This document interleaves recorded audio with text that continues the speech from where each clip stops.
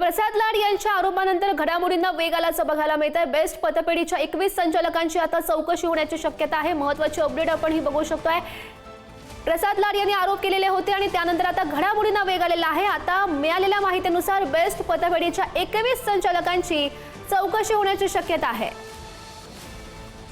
Best employees cooperative credit society bank limited येथे घोटाळा झाल्याचा आरोप प्रसाद लाड यांनी केलेला होता। त्यांनी हे आरोप केलेले होते। त्यानंतर राजकीय वर्तुळामध्ये चर्चा सुद्धा सुरू झालेल्या होत्या आणि याच संदर्भातली महत्त्वाची अपडेट आता या घडामोडींना वेग आल्याचं आपण बघू शकतोय।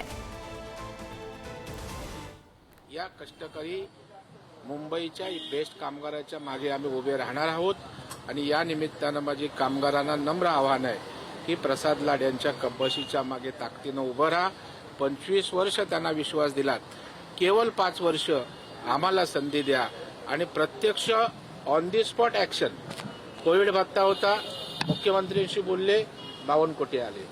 1,500 लोक राहिली होती, पुन्हा मुख्यमंत्र्यांशी बोलले, सुट्टीच्या दिवशी कार्यालय उघडून 5 कोटी दिले।